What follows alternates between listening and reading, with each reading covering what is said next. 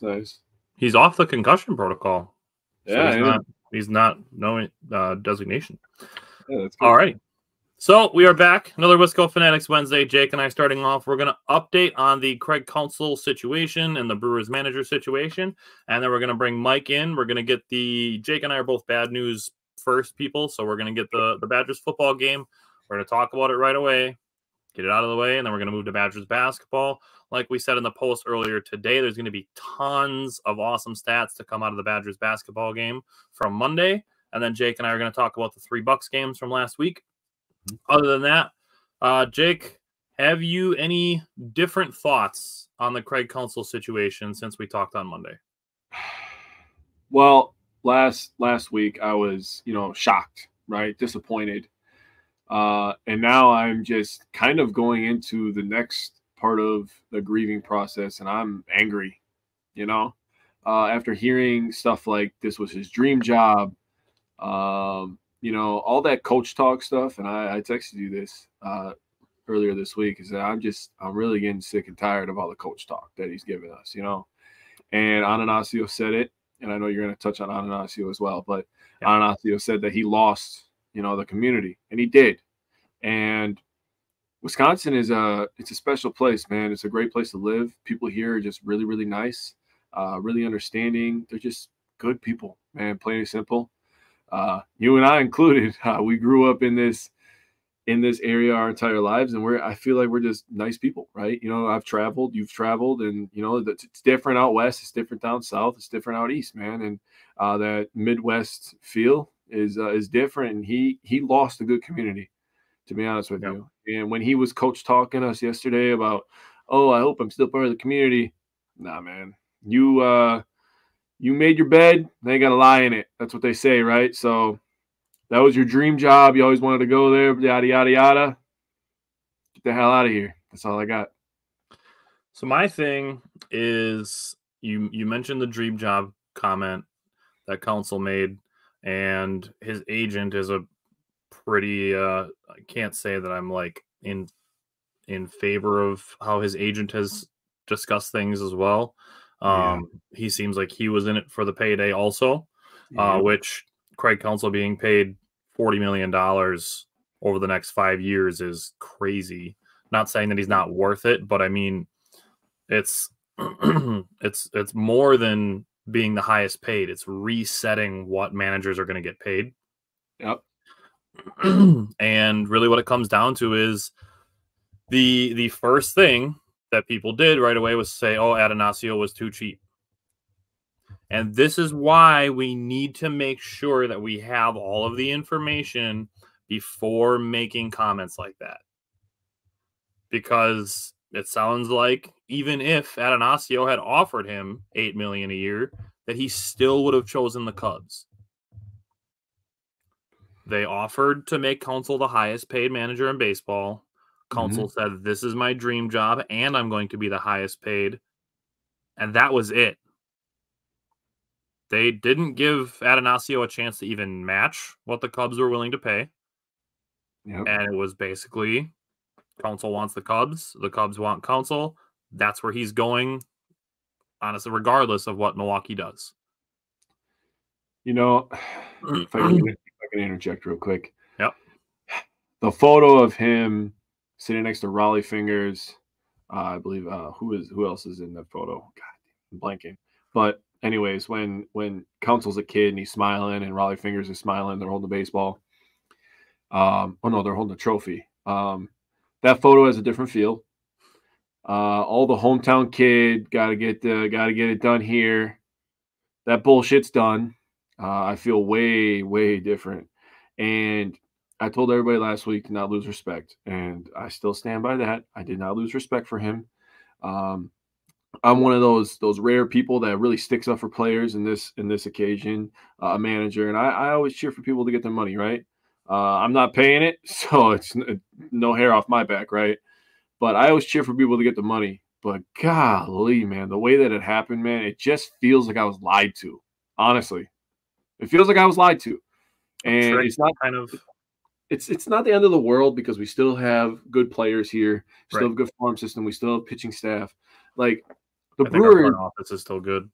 you could do a lot worse as a manager, whether we hire somebody who is experienced, been to the playoffs, or we hire a first-time manager. Like there's names being thrown around like Ricky Weeks and Carlos Gomez. And man, we were joking when we said that last week, but I know. Yeah, when I said that on Monday, like I threw out the names like Carlos Gomez and Ricky Weeks, and obviously I said Nyjer Morgan, not logical baseball reason, but right.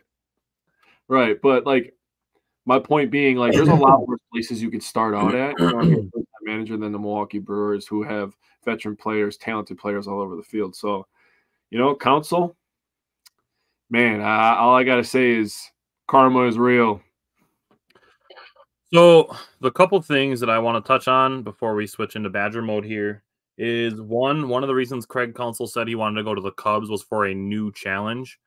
Yeah. And my initial reaction to that was like, is trying to win a World Series as a small market not enough of a challenge? All right. That was just my thought. And the other thing is, this is just coming in from the Brewers GM meetings. Matt Arnold said that Pat Murphy is in very real consideration for the manager position. I'm honestly not upset at that, dude. Yeah, it would be like, let's say 2 years ago, before Darvin Ham got hired by the Lakers, if the Bucks had fired Budenholzer or if Budenholzer had taken a job somewhere else and they had promoted Darvin Ham. Right. It would be essentially that same thing, like a guy who's been his 1B. Yeah. To basically moving up a chair is essentially what Pat Murphy would be. Murphy has filled in for Counsell when he's gotten to some games. Obviously, he really feels like a baseball guy. So I mean, I'm not upset with that move at all. If that is a logical move, if that's the way they go. Right. Yep. And then seeing who they would go with as a bench coach then would be interesting as well. Yeah. So we'll see what they do. One name we can rule out is Don Mattingly. He was promoted in Toronto, so he's obviously, if they're giving him a promotion there, he's not going to be like, oh yeah, just kidding, I'm going to go take a different job. So I think that means that Don Mattingly is staying in Toronto. So, well, I mean, the only kind of people that do that are bad people. I mean, Craig Counsell. Yeah. All right, you ready to talk some football? Yeah, I'm sick and tired of this Craig Counsell shit, to be honest. All right. We're bringing in Mike, and we're going to start with our power pair and underrated performer. Jake has our offensive power pair player from Saturday. Okay, hold on. Let me get my notebook. I am on the wrong page. Hold on 1 second. Start with Mike. I had to turn my notebook. Unacceptable. All right, Mike. Mike has our defensive guy. I bet you Mike's on the right page. Yeah. Yep, God, sorry. hard asses here. So unfortunate game this past Saturday, but we still got to give a couple shout outs here. So we got defensive side of the ball, looking at Jordan Turner. It was good to see him because I know that obviously there's that 3-man rotation between him, John Meta, and Jake Chaney.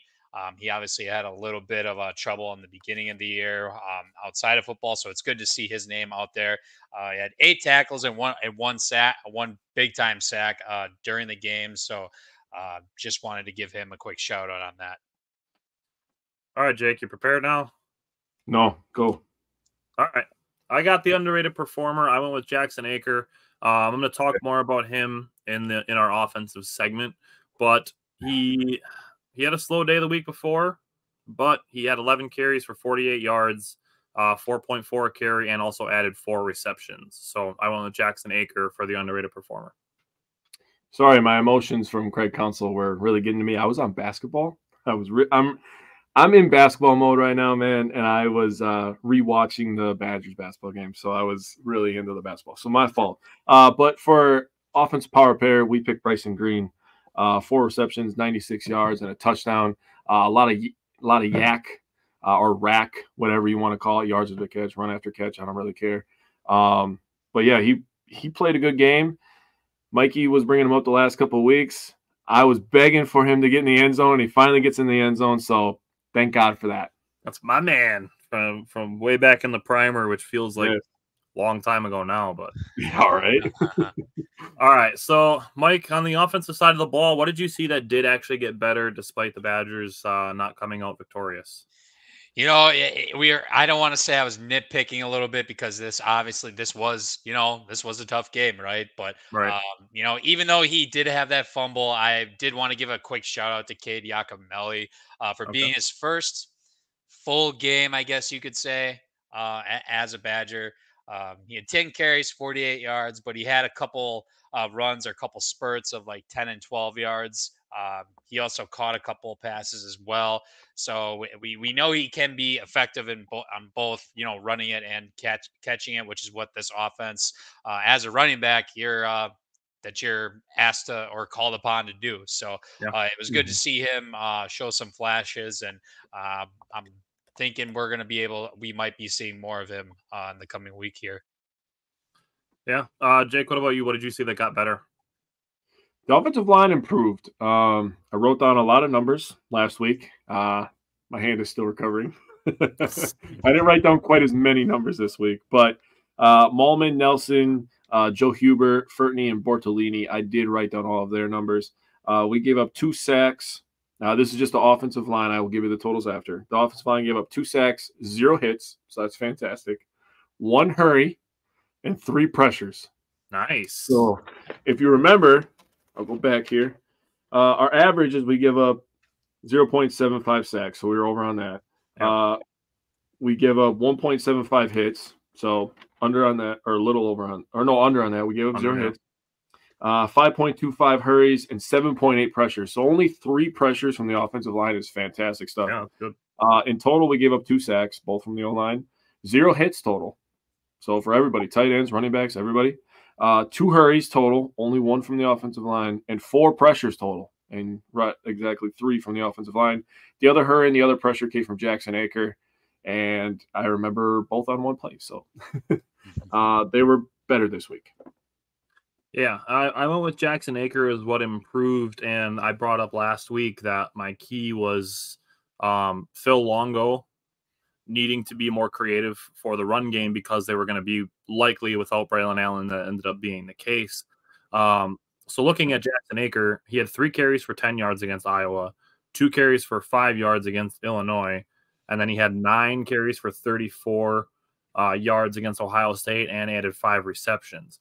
Then this week, 11 for 48 and the 4 receptions. So 14 touches and 15 touches the last 2 weeks compared to 2 and 3 the 2 weeks prior. So his opportunity is increasing. And it does seem like, he's not going to score you an 80-yard touchdown because he's a fullback converted to running back. But if we get into a scenario where Jackson Aker can play that change of pace back to Braylon Allen, even though Braylon Allen is still a truck, but you have a fast, shifty truck, and then you just have a beefy truck that just runs things over. You can tell he's a fullback, like dude, because there's opportunities for him to juke or do a spin move, maybe even a stiff arm. He's just like, fuck it, head down. Yeah. I could go this way, that way, or around you, or through you. Yeah. Oh, you're going to stand there in my way? I guess I'll hit you. We're going through. Yeah. Yeah. So, Mike, what do you see on the offense that does need to get better?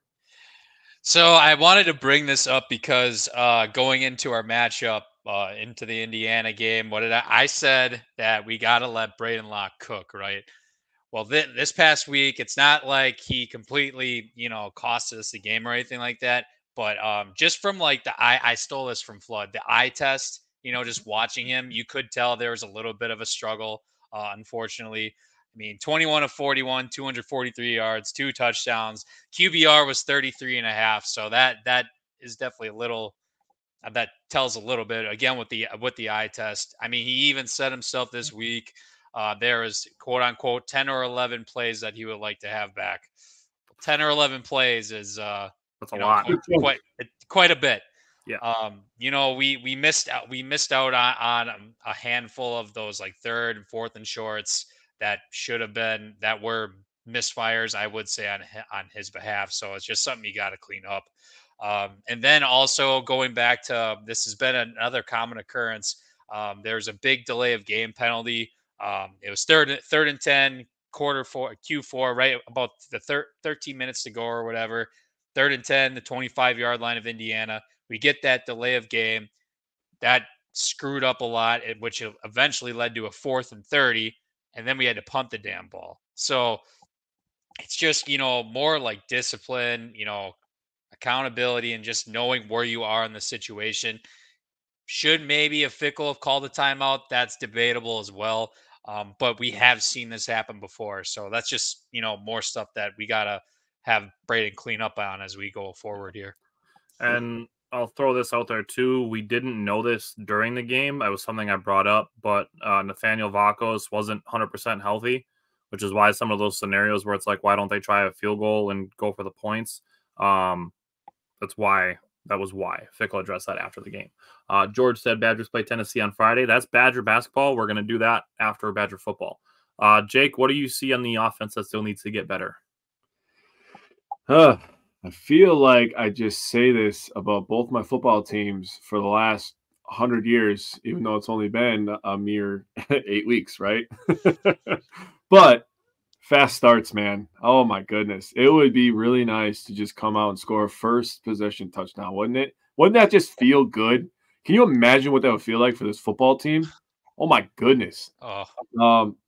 Before I get into it, I'm just going to say, man, if you let bad teams hang around or get a lead on you and just run the ball and play defense, this is the kind of stuff that happens, man. You end up losing to bad teams, right? Didn't I say it last year that the Badgers' play style allows them to upset teams and allows them to be upset? Yeah. You did. But, man, oh, man. And I feel like the Badgers, like, in general, and, like, I'm not trying to, like, discredit them or anything, I feel like they always have played up to their competition and down to their competition. Yeah, that's fair. Look at us against Ohio State. If this team comes out with that same excitement, they talked about it on the broadcast. If this team comes out with the same fire of going against the number 1 team in the nation and then going to Indiana, who had 2 wins going into this game, there's no doubt that they go and win this one, right? You're playing a little faster. You're more focused. Attention to details higher. So, yay. That was my coach talk.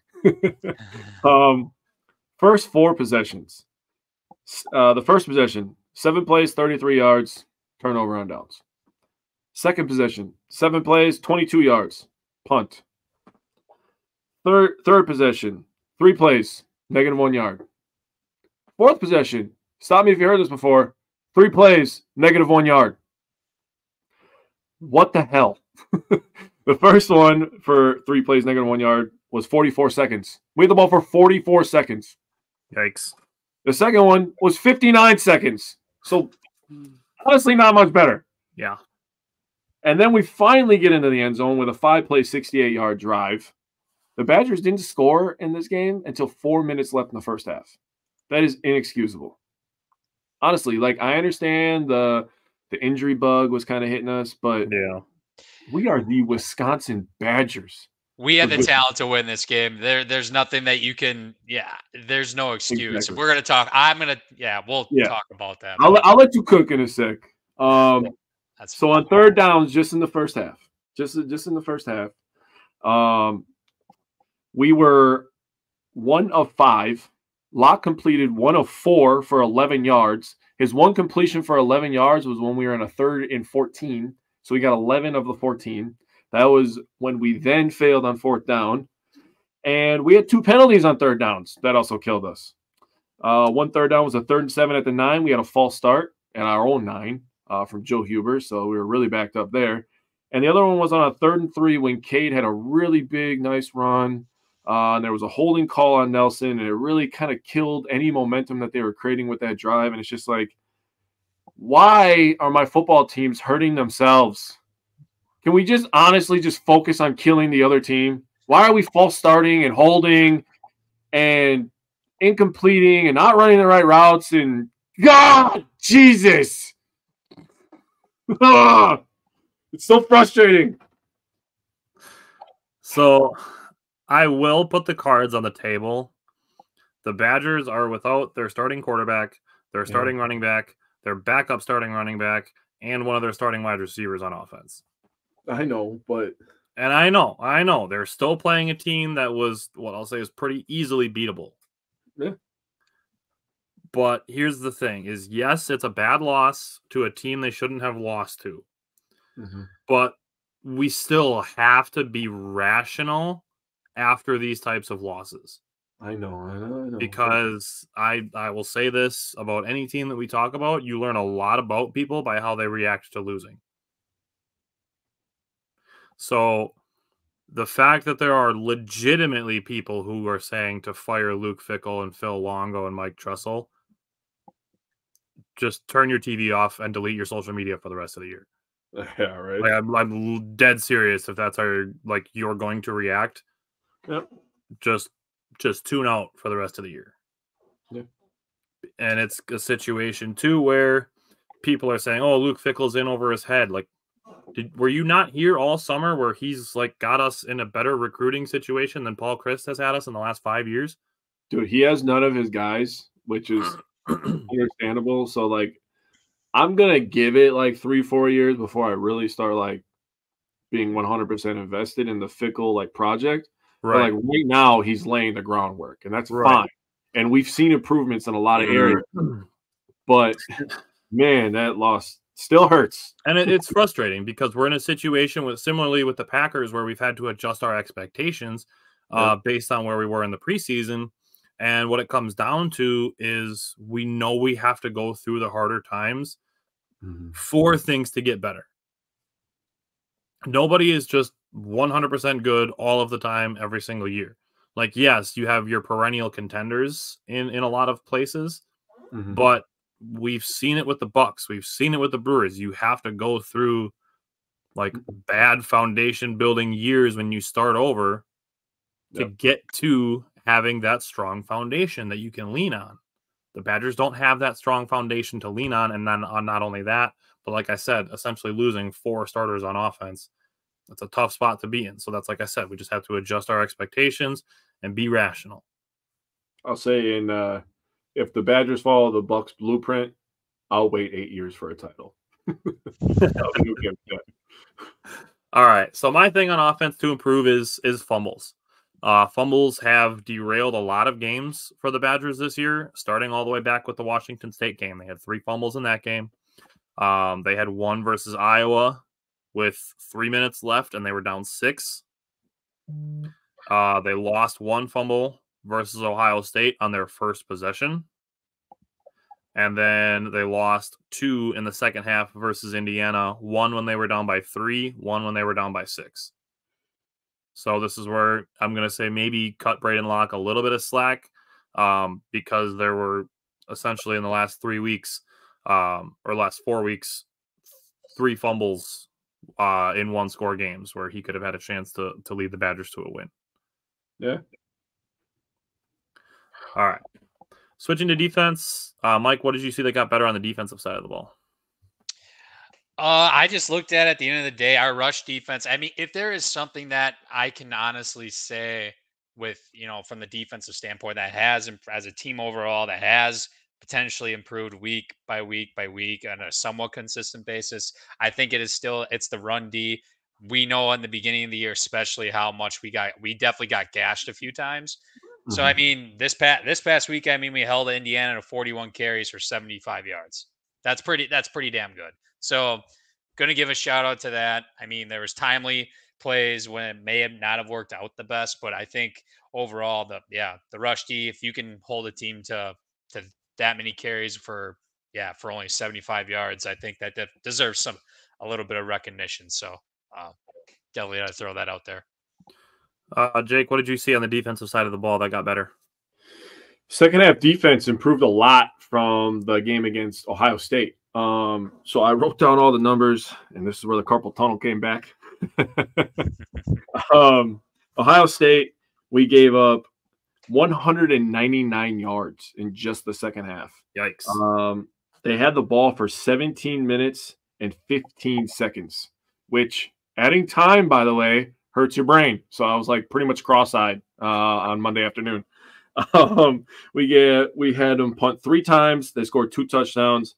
So having the ball for 17 minutes of the 30 when you're losing is just not ideal, right? So then you fast forward to the second half against the Indiana Hoosiers, and the Badgers held them to 65 yards in the second half. They ran 27 plays, so they only averaged 2.4 yards per play in the second half. Nice. They had the ball for 12 minutes and 23 seconds. We had 4 minutes and 52 more seconds of possession in the second half. And we made them punt 4 times, and they only scored 1 field goal. So 14 points, 3 points, 5 more minutes with the football, yards per play. I mean, honestly, it was much better. If the offense stops hurting themselves, the Badgers are a good football team. Yeah, that's a good call. All that. So for me, it was tackling. And Jake brought up the 199 yards in the second half against Ohio State. The Badgers missed 10 tackles against Ohio State and had 143 yards after the carry. Oh, that's fun. They only missed 5 tackles against Indiana and had 83 yards after carry. Or contact, sorry, not after the carry, after contact. Ooh. So 60 yards better and cut the missed tackles in half, which is good. Yeah. Mike, what do you see on the defense that needs to get better moving towards Northwestern? So, I mean, I wrote down third down defense, and it was more so because some of these plays were so untimely, not in the favor of the Badgers, of course. You know, they were Indiana was 6 of 16 from third down. I wanted to call out two plays, one of which led to a touchdown. It was right before halftime. It was a 3rd and 7. The receiver caught it, probably got about 5 yards, and then it was between Ricardo Hallman, I believe it was actually Jordan Turner. They went to both go tackle the guy at the same time. Fortunately, the receiver got out. That possession led to a touchdown. So that was one I would definitely want to call out. And then at the end of the game, unfortunately, we get a 3rd and 13 with 2 minutes, 30 seconds left, right where we want them. We're going to get the ball back.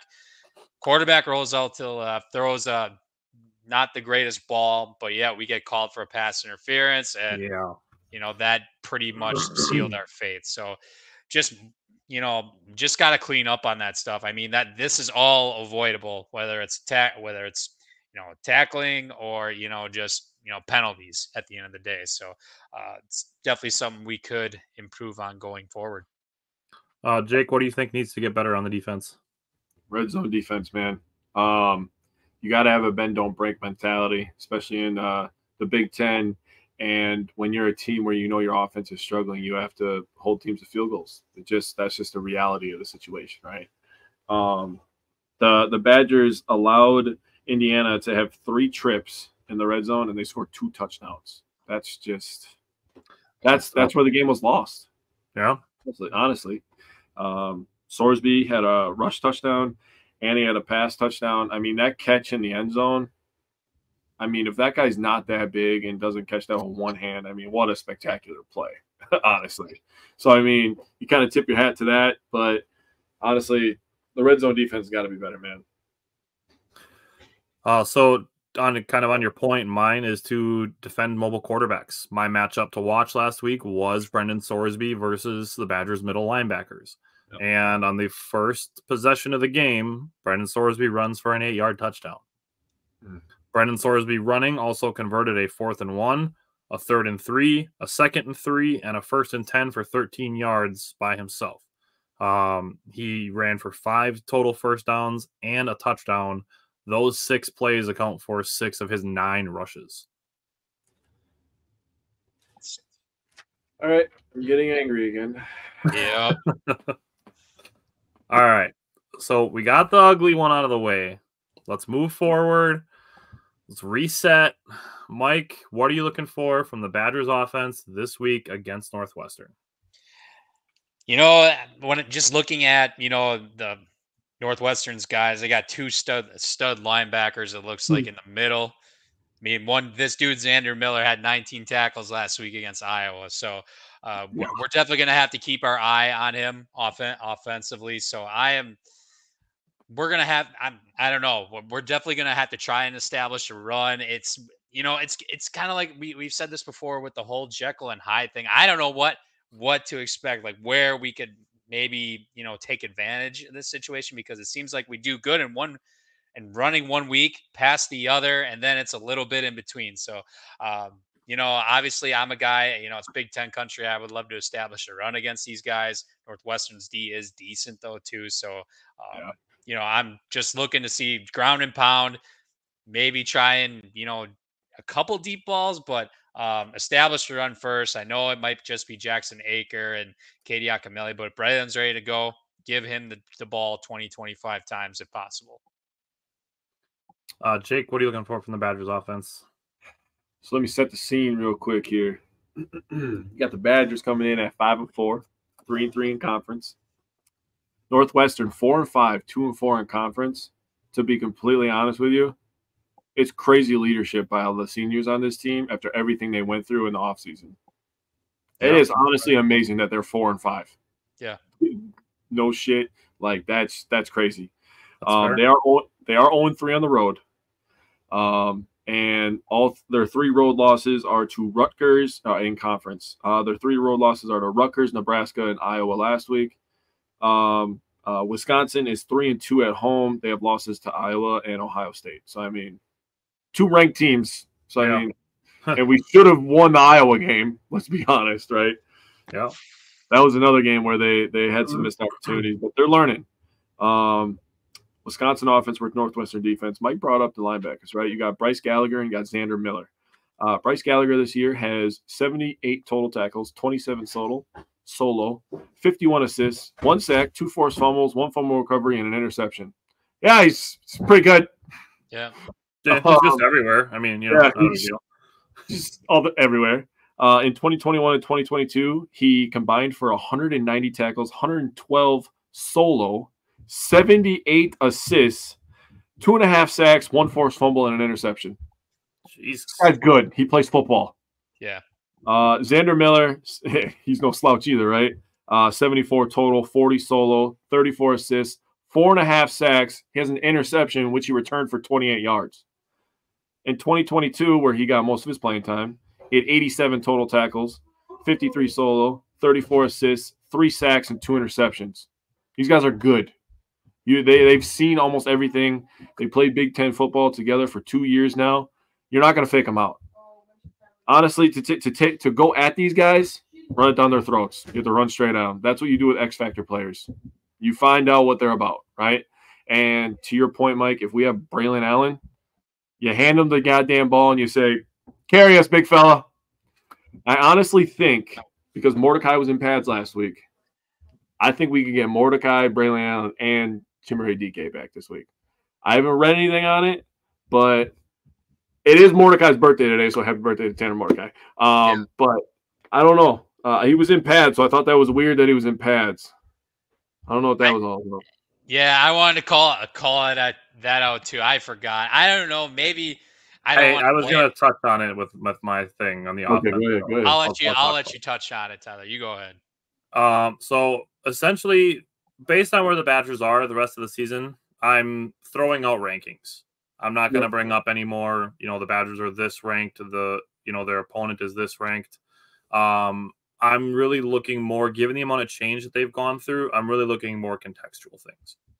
Right. So one of them is, I do believe that this is still Braden Locke's team. Luke Fickell said that Tanner Mordecai was available for emergency situations only. Okay.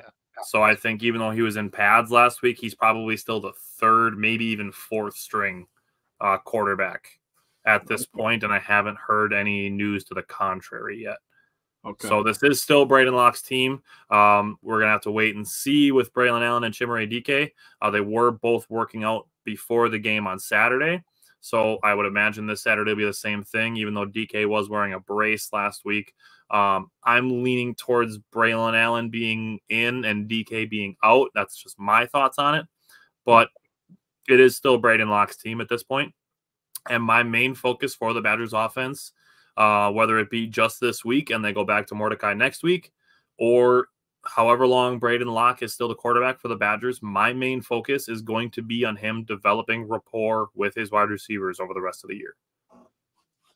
Who wants to take that?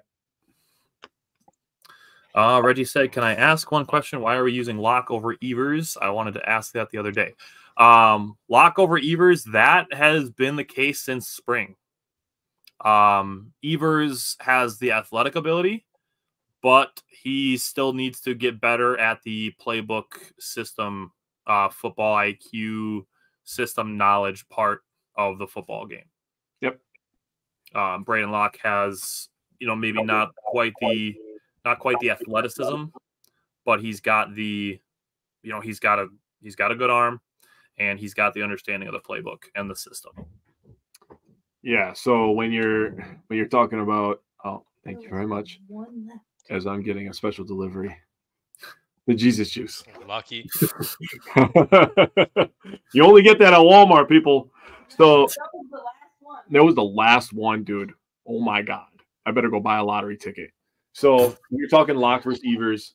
Evers' ceiling athletically is up here, and Locke's is probably somewhere down here, right? But when you're talking about understanding of the playbook, you can just flip them. I do think that Evers is going to be a tremendous player. He's going to be the prototypical college quarterback. He can run, he can throw off platform. He can make crazy plays that make you go, wow, I can't believe what I just saw. But, needs another offseason. Yeah. You got to get the mental side. And they haven't ruled out using him yet this year either, whether that's a specific package or anything like that. That's still on the table, I guess, per Fickle. So you might see him yet. Who knows? I think, like Tyler said, with the whole rankings thing, that goes out the window at this point. You're trying to, develop your team going into, for hopefully bowl prep and going into next year, which is why I wouldn't mind seeing it maybe at some point and to see how far maybe he's come along with, learning the playbook too. Yep. All right, Mike, on the defensive side of the ball, what are you looking for from the Badgers on defense? So I actually think the secondary is going to get some attention this week. Their Northwestern's quarterback, Brennan Sullivan's actually been playing some good ball, specifically against Maryland in that upset win. He threw for 265 yards, 2 touchdowns, 80 QBR, which is good. I mean, even against stingy Iowa, 81 yards, 1 touchdown. He's got a good go-to receiver. I think Ricardo might be matched up on my dude here. Bryce Kurtz, I think. 33 catches, 507 yards, 4 touchdowns. Gets a lot of attention. So I think that's going to be Mr. Hallman's main nemesis this weekend here. So I am looking forward to seeing that matchup personally. Jake, what are you looking for? Jake, what are you looking for from the defense? We need to limit big plays, especially in the run game. Brendan Sullivan, he doesn't have a crazy average, but he does have feet and is willing to run. So if the Badgers want to win this game, they need to wrap up, tackle, get off the goddamn field on third down. For the love of Jesus and everything that is holy, get off the field on third down. Please and thank you. I just looked it up. Brendan Sullivan does in fact have feet. Yep, he has 2 of them. He's got they're attached to legs too. Would you believe it? I know that's insane how the human body works. Huh? So again, for me, I'm really focusing less on the rankings, and I want a statement. That's really what I'm looking for this week, is for the Badgers to come out. Luke Fickell said the practice that they had after the loss was the best practice they've had following a game all season. So I'm looking for the Badgers defense to make a statement. I want to see an angry Badgers defense hold a team under 10 points. Northwestern does not overall have a good offense. Prove it to them. Slow down. You guys are getting ahead of me here, okay? Under 10 points. That's a good call. Okay. So, Jake, you got a weather report this week? I do. And you know what? I'm getting sick and tired of being 1 degree off, because it happened in the goddamn Packer game, and I'm like, that's it. I'm giving a range now. I'm giving a range. I'm only going to go 3. It's going to be somewhere between 48 and 45. And if I'm 1 degree off, I swear I'm going to lose it. Wind southeast at 7 miles per hour.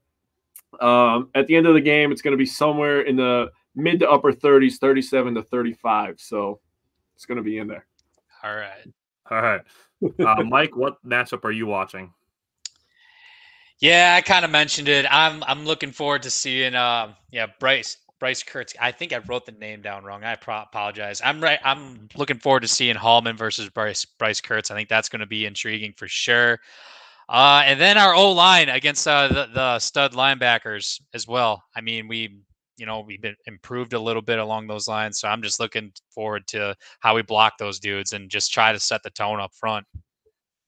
Jake, what's your matchup? I have the Badgers front seven versus Brendan Sullivan. Brendan Sullivan has 714 yards, 6 touchdowns, 2 interceptions, 75 carries for 160 yards and 2 touchdowns. So he doesn't turn the ball over very much.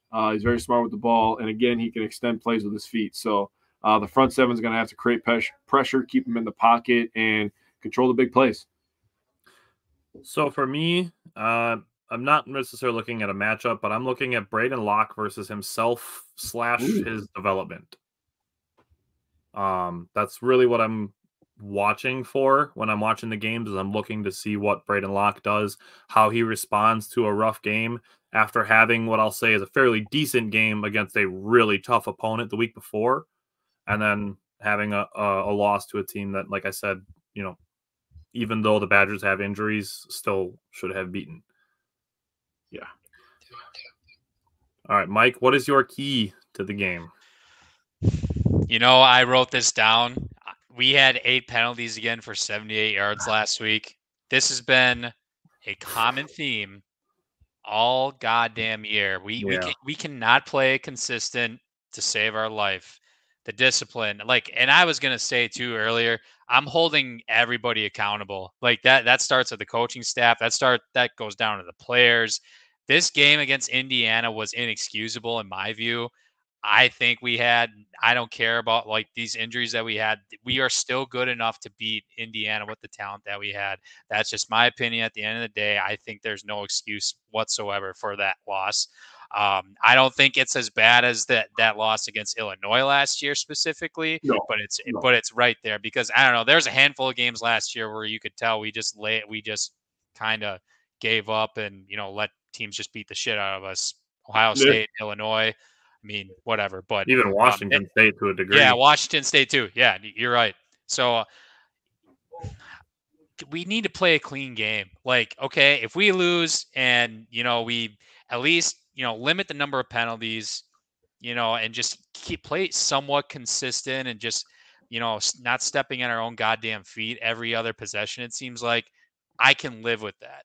Yep. But we cannot do this another week, even though most likely it's going to happen, because we're at week 9 or 10 now, and when this continues to happen, well, there's probably not going to be a short-term solution for that. So I'm holding everybody accountable, and that starts up top. However, I want to hold players accountable too, because it seems like it should be fixed and it can be fixed, but you got to hold players to the fire too at some point. At least get them trending in the right direction. I mean, we've seen a lot of games where 7, 8, 9 penalties, so 4 to 6. Yeah. Try to get it down to that. It doesn't need to be a thing where you go from 9 penalties last week to 0. Yeah. It's just not realistic. So just incremental progress even. Yeah. Jake, what's your key? I wrote down 2, and I don't know which one is more important. So I'm just going to say them both. Okay. First of all, I'm going to go back to what I said. You have to start fast. You cannot let bad teams hang around. You simply cannot. You end up with losses like last week when you do that, right? It would be nice for us to lean on our defense and our run game. I think we're more suited for that kind of style. And the next one I have is Locke pushes the ball down the field. It's time. We got to stretch the defense. We got to make him respect it. You can't keep playing in this box and expecting the offensive line to hold up and the run game to be successful when the defense knows that he's not throwing it past 5 yards very often, right? Yep. He only averages 5.1 per attempt. He needs to be able to take the top off and help the defense. That's what I wrote down. So take the top off, start fast. Well, maybe start with a deep bomb. We've seen it. We've seen him do it against Illinois, the dime that he threw to Skylar Bell. Yeah. That put him in position to win. And we've seen him have some other deep balls that looked pretty good that ended in drops. But I mean, he's got the ability. You just gotta kind of take some training wheels off. Yep. So for me, I'm gonna go back to what I said about the defense. My key to the game is to smother Northwestern defensive. That's seriously, and it's going to reflect in my heart score as well. but let's smother Northwestern defensively. So, Mike, what is your score prediction from the head? So until proven otherwise, I look at this as has Wisconsin actually improved week over week as the season progresses? Are we getting consistently better somewhere versus a Northwestern, who I think you look at their record, is it dog shit? Yes. But are they improving? I think they are. I think this is going to be ugly. I got 17-14 Wisconsin. This is going to be until someone proves me otherwise on the offensive side that we can put some sort of consistency together. Like I'm holding people accountable this week. Like that Indiana loss really got to me, I think, based off of our standard. So until we get some sort of consistency, until there's a fast start, like what Jake said, I just need to be proven otherwise. And I got 17-14 from the head. What's yours, Jake? Because you seemed surprised that he said that too. Mike, you're going to love this. I have 17-13. You motherfucker. I do. What do you if you say 17-12, I'll shit my pants right now. No, I have 17-13. Hey. Oh, man. Love it. 21-13 if Braylon Allen is healthy. 21-13. Okay, if Braylon Allen is healthy. So 17-13 or 21-13 if Braylon Allen is healthy. Mike, what is your score prediction from the heart?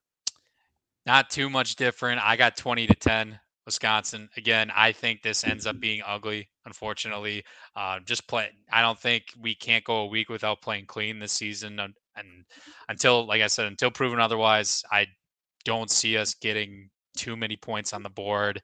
But I do think we hold them in check defensively. So 20-10. All right, Jake, what's yours? I went a little crazier than you guys. I think that the defense is going to come out. They're going to play with some attitude.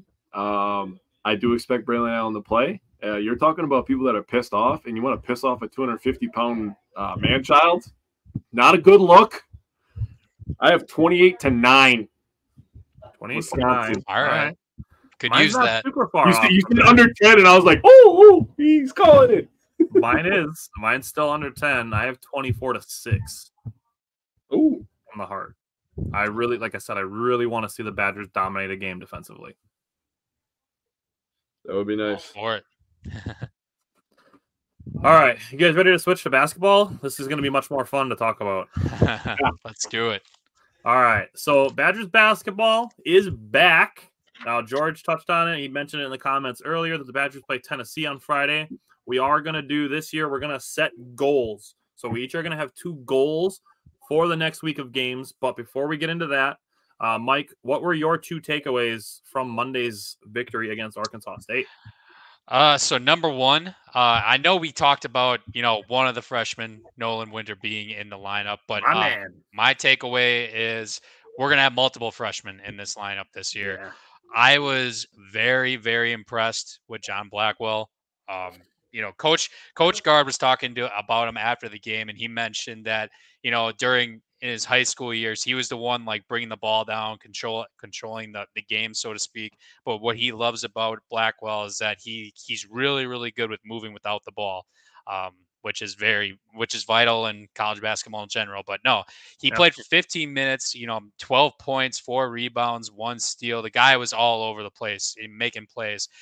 And 5 of those points are from the free throw line, 5 of 7. Another thing to note. So, he has no, problem getting, involved right away and into the thick of things. So that was awesome.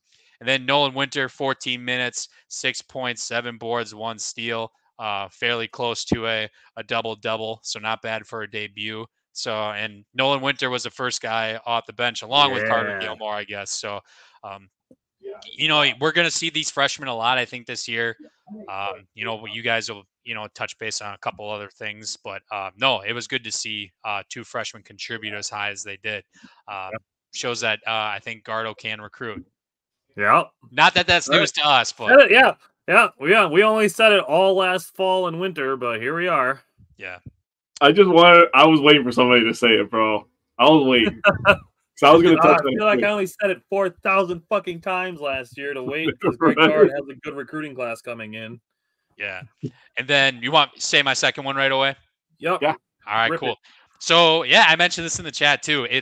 We're definitely a little more up tempo with this offense as well. I call this out as well in the chat, but we hardly had any possessions in which Wisconsin fans are accustomed to, where we wait until wait for the whole shot clock to run down, and then we chuck up a 30-footer. I mean, that's obviously not ideal all the time, but it's something that consistently happened last year. Yeah. So the Badgers actually had 78 offensive trips this last game, which is 12 more than their average from last season. So right there, that's a good start. The efficiency, and Coach Gard called this after the game too. It's not necessarily the amount of possessions and all that; it's the efficiency. We had 1.35 points per possession. Damn. 1.35. You look back at our Final Four teams, specifically like the 2015 one, we were number one in the country with efficiency. Not the pace or anything like that, but the efficiency. So I can see why he looks at that stat right away and says, hey, like this is really, really good, right? So and then we scored on 64.1% of our possessions, 71.8 in the first half alone. So we got off to a fast start. Wow. We're looking for that in football, but in basketball, we sure got off to a fast start. But those kinds of things, that's something that I would say as a Badger fan, we're screaming on in terms of, if you're saying the college game is more of an up-tempo style, well, we're definitely bringing that, I would say, after this first game. Yeah, let me throw in there for the efficiency too. The Badgers shot 65% on field goals. That's their fourth highest in team history, and it's the highest since 1984. Mm-hmm. So, Jake, what two things did you notice? Gonna be a lot of numbers today, huh, guys? Dude, just wait. Yes. I got 100 stats for the 100 points, dude. Just wait. I know. So for me, excuse me, I went with the balanced scoring. So if you look at it, we had three starters, 4 guys total in double digits, and then you add in 3 other guys with at least 8 points. So that right there is just tremendous. Hepburn with 20, Klesman with 14. He was cooking, by the way. Yep. Klesman was cooking. And I think the thing that kind of makes him like unorthodox to guard is he likes going left. He's good at finishing with the left in the lane with his left hand, and he had a nice lefty dribble pull-up. That shit was butter smooth. I was like, oh, yeah. He's very timely. He's a timely guy with making plays. I agree. Go ahead. Store with 15. Man, he was hitting some ridiculous, stupid shots, some fadeaway jumpers. He had one in the first half where I was like, oh, my goodness, we haven't had that in forever. And then his first bucket, I wanted to point this out. I wrote this, not put a star by it, but that was a crazy pass by Chucky Hepburn, dude. Yes. He was way out on the wing, flipped it kind of sideways like this. We scored a lot on the backdoor cuts. And for the last couple of years, Badgers Nation has been begging and wondering where that went because that was a staple of this offense for a long, long time. But getting a guy like AJ Soar, it's a good thing. Blackwell, 12 points as well. You look at just the starters, right? So I'm going to go into my second point now. I have the bench, right? And I don't think that it's as black and white as it was in the past, where the starters had 66 points, 8 rebounds, 15 assists. They shot 25 of 37. That's 67%. That is ridiculous. And they shot 3 of 6 from 3, so 50%.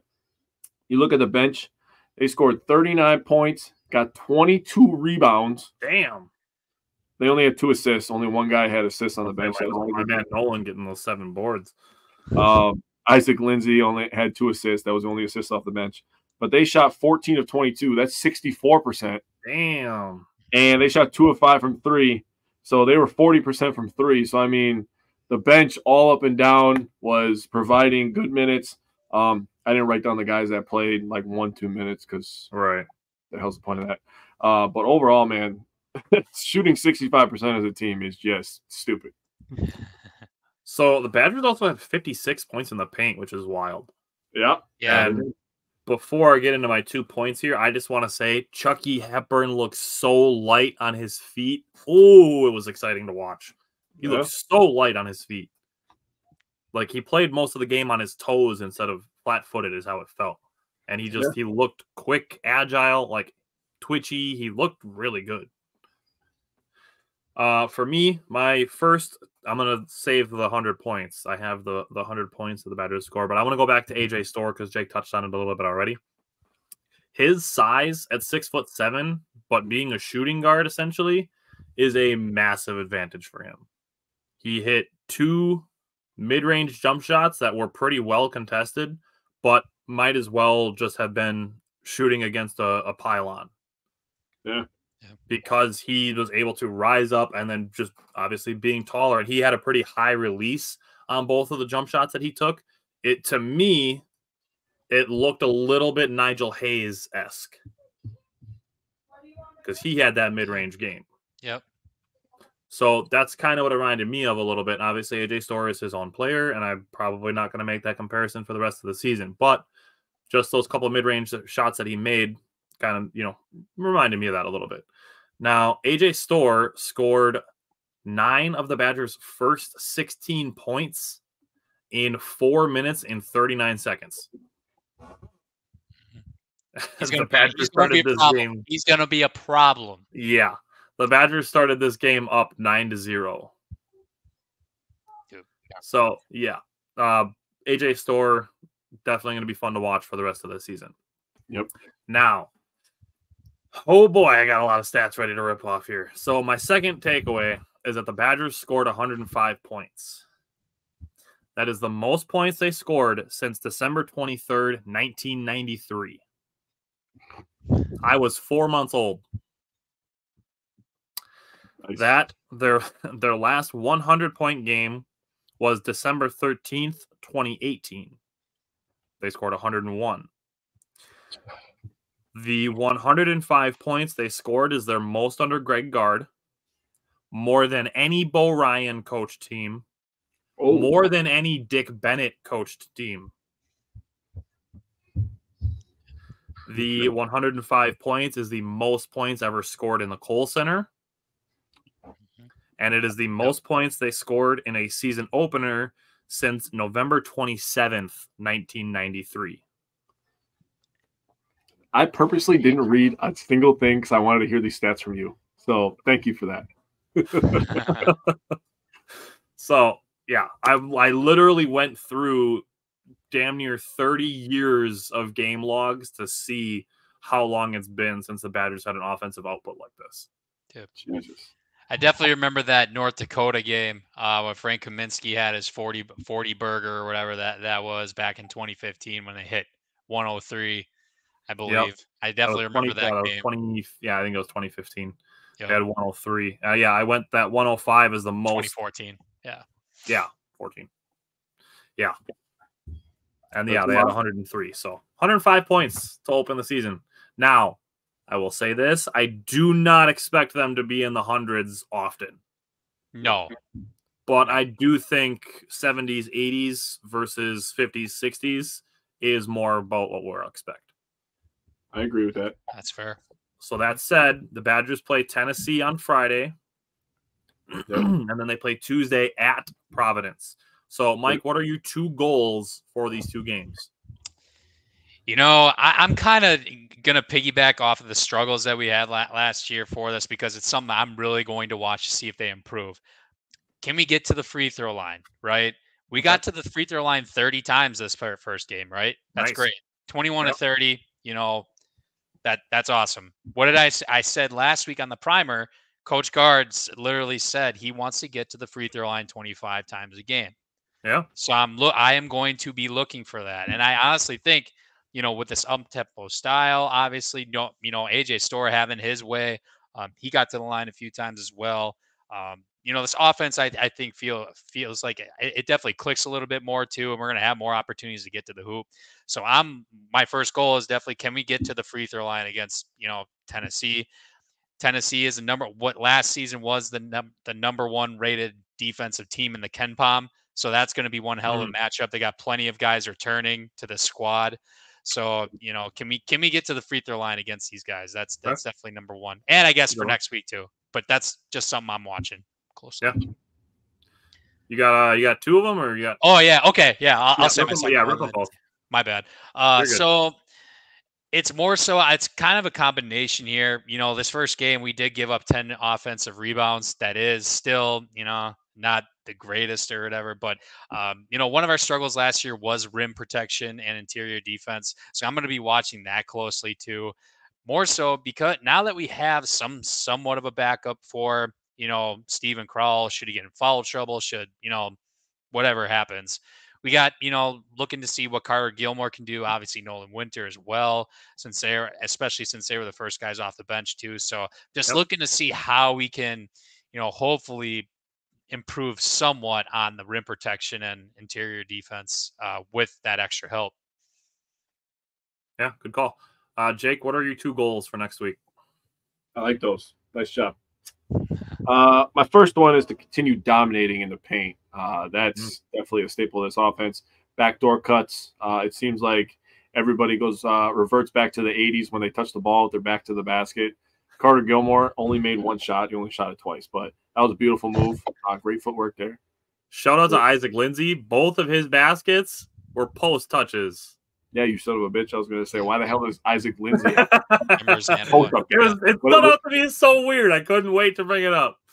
Bro, when I was rewatching the game, right, I was just like, dude, what the hell is Isaac Lindsay doing down there? I was like, well, he knows what he's doing down there. What is going on? But, keep dominating in the paint.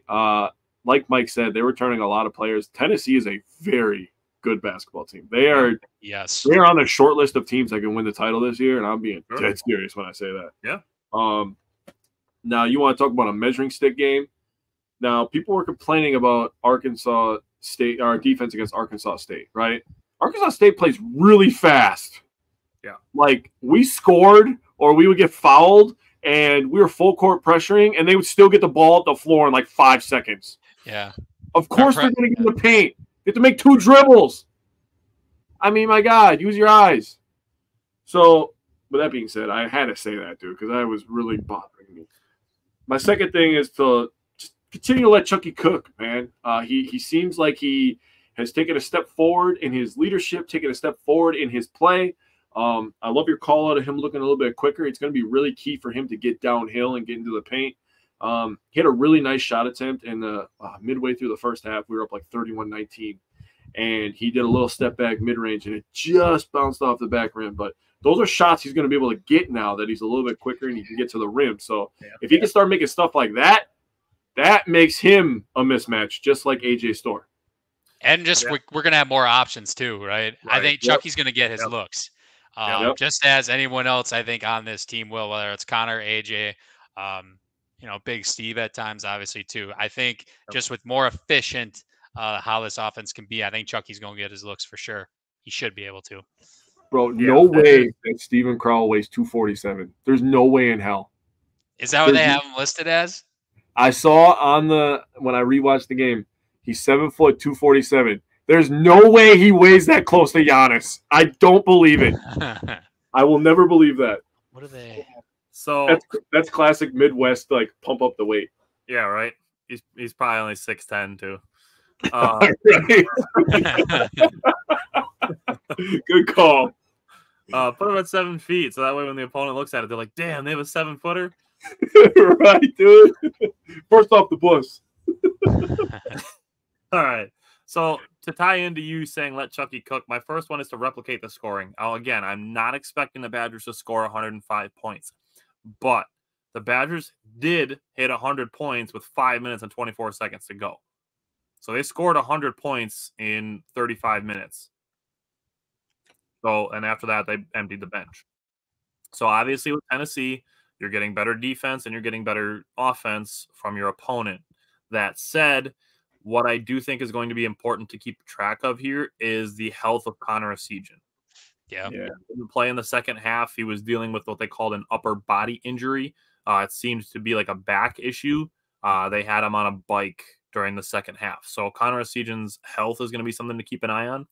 But here's the thing. Without Connor Essegian, we don't have to turn to Jordan Davis as our only other 3-point option. True. The Badgers have other three-point shooters available, like you guys mentioned, Crowell and Klesmit being the guys who are returning, and then AJ Storr is the guy who can make threes. And then in the first game against Arkansas State, John Blackwell showed that he can make threes. So the Badgers have guys that can score, and like Jake said, scoring in the paint was obviously something they were able to do very well in game one. And then my second takeaway, this is something I keep track of all the time with basketball. Jake's probably tired of hearing me talk about it, but it's get the turnovers down. Nope. I love it because I hate turnovers. So looking at it, I track fundamental failures for the Bucks, and it's easier to find statistics from the previous year. But I look at missed free throws, second chance points, and points off turnovers. So the Badgers missed 9 free throws. They allowed 12 second chance points, which is a little high. Like Mike said, the 10 offensive rebounds for Arkansas State. And then the Badgers had 12 allowed points off turnovers. So it's a total of 33 points that the Badgers could have added to their differential between them and Arkansas State. I mean, winning by 60 would be cool, but yeah. I mean, scoring 114 points would be sick. Yeah. If they shot 100% from the free throw line, but which I don't expect. But like I said, I'll keep track of this throughout the season to see how they do with it. But just getting the turnovers down, like we've seen Badger teams, and this could be a product of playing with fewer possessions, but having them between like 9 and 11 turnovers a game, I'd like to be in that like 10 to 12, 13 range for the Badgers. I agree with that. All right. Well, Mike, appreciate you hopping on with us again, and we will welcome you back next week to talk about more Badger football and basketball. Other than that, let's get some W's this week. I agree. We need them badly here. So, yeah, let's get it done. Cole Center should be rocking on Friday. Looking forward to that. Yeah, we'll be chatting for sure. So, hopefully 3 W's to talk about next week.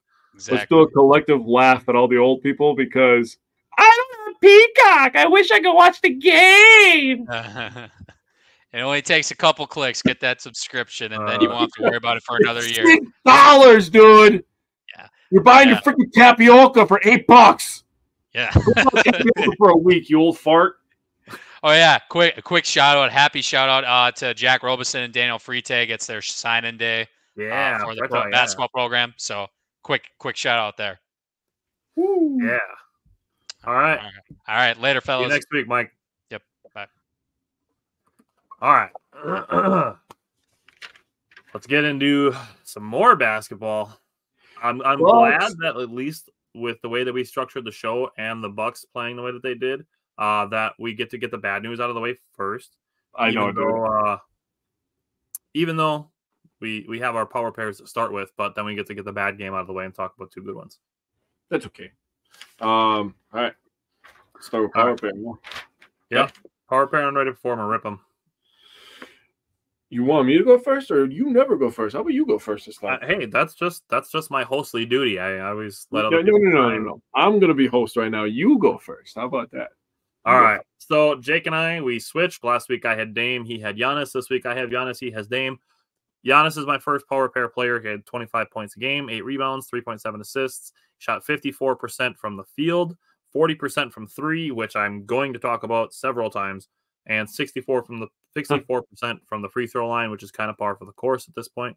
But he did take over the Brooklyn game, which I will also talk about when we talk about that game individually. My second one is Chris Middleton.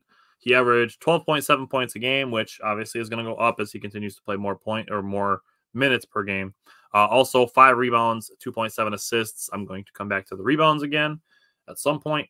He was 50% from the field, 36.4% from 3, and 100% at the free throw line. So Chris Middleton, he's still very efficient. He's not very short of the 50-40-90, which is always the goal with Chris, to see if he can hit that. My underrated performer went with Jay Crowder. He also averaged 12.7 points, but 4 rebounds, 1.7 assists. He shot 56.5% from the field, 55.6% from the 3-point line, and he was 2 for 5 on free throws. So Jake, who's your power pair underrated performer? So I got Dame this week. Dame averaged 22, 4, and 5.6. He shot 16 of 39 from the field, 41%, 7 of 19 from the three-point line, so 37%. Just kind of felt like Giannis's team this last week. That's not a bad thing. Obviously, the guy wins titles and MVPs, so I feel like they're going to be – I don't want to say wrestling because it's not like they're against each other, but they're going to be sharing the load, I'll say. They're going to take their turns, right? And that's what you do with star players. Yep. We always go back and like you can go to the KD and the Curry, you can go to the Wade and LeBron. Like they picked their times when they each dominated. And even Giannis and Chris during the championship run. Yeah, true. Man, oh man, I have some thoughts on that, man. This team is going to be fucking bonkers when Chris is healthy. I know, dude. You know, and JJ Redick, rightfully so, talked about the spacing of this offense. Yeah. Just to kind of go over here for a second. He talked about the spacing of the offense, and I agree. It's been kind of clunky. Yep. But Chris is that on, you know, like on football they say he's a coach on the field, right? In basketball, he's a coach on the court. Oh, yeah, we talked about that before, you and I have. And like you said, he can give you 50, 40, 90. Yeah. He's that kind of guy. And he's the leader. He's the guy that sets everything up. He's kind of the free safety of the bit. You know what I'm saying? So, man, this all right now he's our mid-range maestro. He's the only guy hitting mid-range right now. Bro, he's going to be filthy. Just wait till the spacing's better. Dame will cook from there. I guarantee that. Oh, I agree with you. Man, I can't wait for that. Marjan was my other one. Marjan averaged 8, 3, and 1. He shot 57. Jesus criminy. 57% from the field, 8 of 14, 6 of 11 from 3. So he was cooking from behind the arc. He's money on those corner threes right now. Yeah. And Marjan was a plus 28 when he was on the floor this week. Damn. Yeah, I was shooketh when I saw that. Whoa, Marjan balling out here. So Campaign was my underrated performer. And I don't really want to talk numbers with Campaign because, I mean, he doesn't have, like, horrible numbers. But his impact is more like game by game, offense, right? Like he's in the game. He's what you would call a gamer, and he is just allowing spacing, right? Yep. He's kind of forcing it. He's shooting 57% from the 3-point line this year so far. So that is absolutely nuts. With one of the ugliest jump shots that I've ever seen. Bro, that thing looks – something is wrong with that. I don't know what's going on. But it works, so, like, I'll You remember Michael Kidd-Gilchrist free throw? Remember that? That's kind of what it reminds me of, but it's butter. He's got, like, this weird catch. Yeah. And then it's ugly as hell, but it works. So I don't know how he gets that thing off against 6'10" people, but more power to him. He also pulled out the celly. He was going crazy in Brooklyn. He did. He was feeling himself against Brooklyn. He was cooking.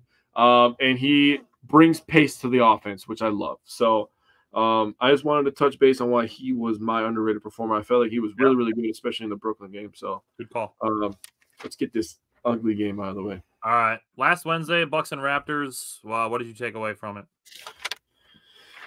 Turned to the wrong page because I was so upset. Oh, God. Bucks and Raptors. Jeez. The Raptors literally came out the first possession and decided just to beat the shit out of us. Yeah. And then they literally did that for 4 quarters.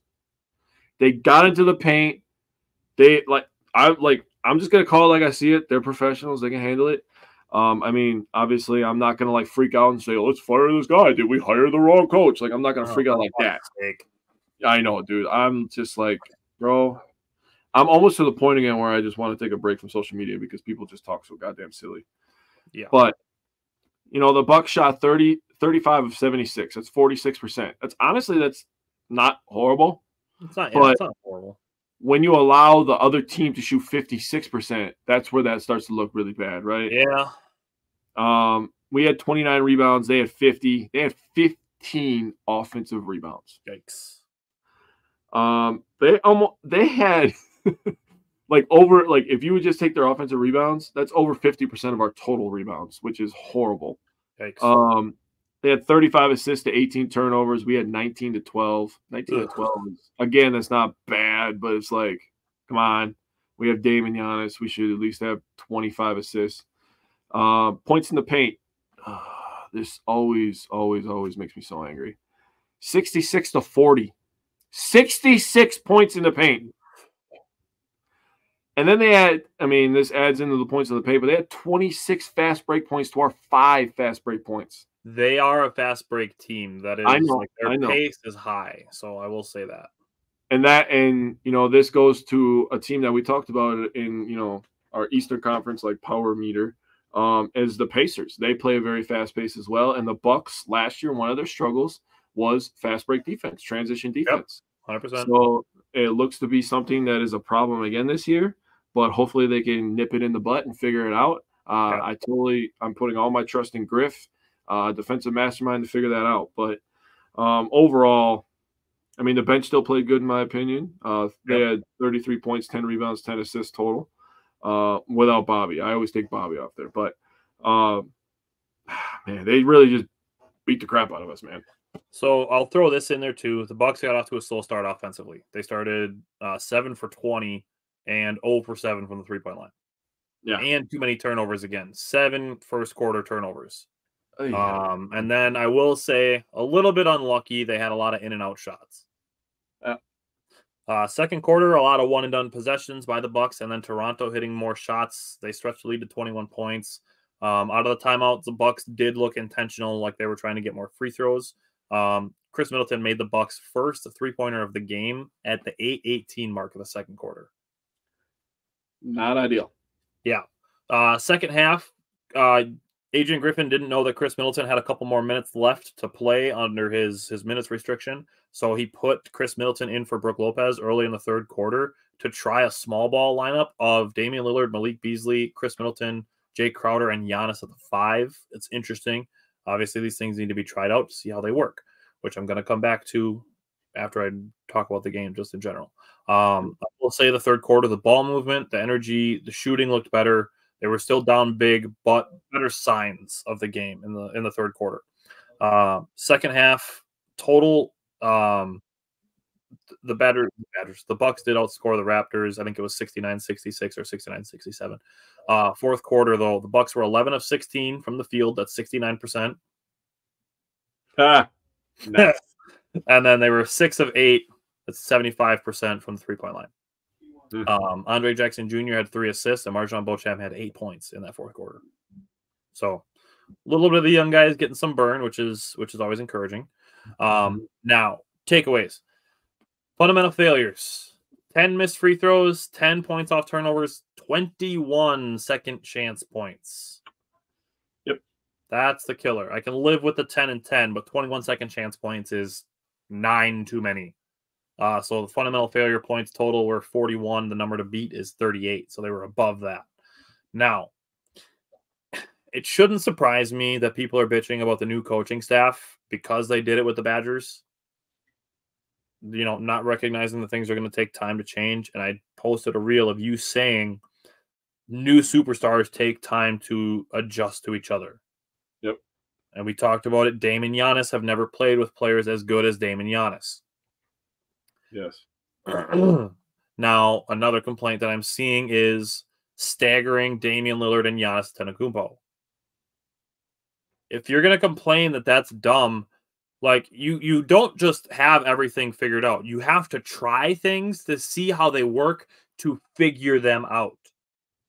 Nothing that the Bucks are going to do in the rest of this season is known. They have to find it out. That's why they play the games. You don't know if things are going to work if you don't try them. So outside of Malik Beasley, who was 7 for 10 from the field and 6 of 9 from the three-point line, and Jay Crowder, who was 3 of 5 from the field and 2 of 3 from the three-point line, the Bucks didn't shoot well. I will say I was very encouraged that after 7 first-quarter turnovers, the Bucks only had 5 over the rest of the game. So that was very good. And then Chris still on a minutes restriction. He did look good in the first half. He scored 11 points in the first half. Just one of those games. It's, just kind of crumple it up, toss it over your shoulder, move on to the next one, and that's what we're going to do. So we'll sit out to you on Friday night. So the first ever in-season tournament game in Milwaukee Bucks history in Milwaukee, man. I don't know. How did you feel about the court? Let me ask you that real quick. Okay. Like the Denver, they got blue with a yellow stripe. Yeah. And the Bucks just get normal wood with a green stripe. It was supposed to be cream. That's what it said. That's the fucking color of wood. Hey, man, I don't know. You know what? If they were going to go blue jerseys, to be completely honest, they should have went blue court. That would have been lit. Could you imagine trying to pay attention to that? with like the speckles and stuff that's on the court, on the jerseys, that would have looked amazing. I bet it would have looked cool. Or even do the green. Exactly. With a blue stripe. Now we're on to something. I thought it was okay. The jerseys are better than the court, in my opinion. I like the jerseys after I heard what the explanation was. When I saw the jerseys leaked before I knew what the explanation was behind it, yeah, I was like, eh. But then, they say that it's for like flooding the Deer District, and then they have the Fiserv swoop on the jersey. That I like. I like that much more. So my daughter wants to give me a kiss, so I'm going to allow my daughter to give me a kiss. She also is naked, so I apologize for that. Say hello. We are live right now. There are people watching. Go ahead, mommy. I love you. She's going to play now. So let me talk about the Bucks and Knicks. First of all, if I see another person complain about a guard going crazy on us that goes crazy on everybody, I'm going to lose it. People are like, we lost Dame, so we have no perimeter defense. Bro, I'm going to tell you right now, both of these individuals could give Drew 40. Easy. Yep. When they're on fire, they're on fire. Anybody who wants 40. Exactly. And, oh, my God. I'm going to get into the Brooklyn game in a little bit. But I'll say this. I got two things that I'm going to start with. Dame is every single bit of the closer that this team thought they were getting and needs. Every bit. Yep. And the biggest impact is the free throw line. So I just want to really give you a big congratulations on calling that out.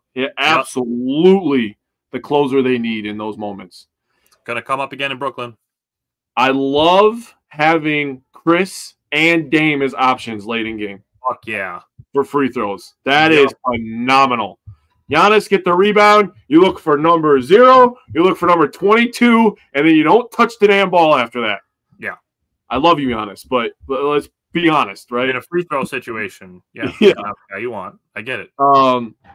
People were complaining about the rebounding. And I was one of those people. I was starting to think that rebounding was a problem this year. But I like Mitchell Robinson.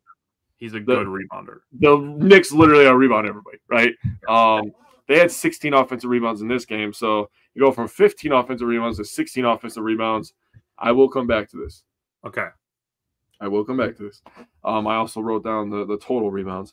I just wanted to bring up the first half versus the second half on the offensive rebounds. I know. You could do that if you want, but I'm going to come back to it after the Brooklyn game. So you can come back. I just want to make sure it gets touched on that 12 of the 16 were in the first half.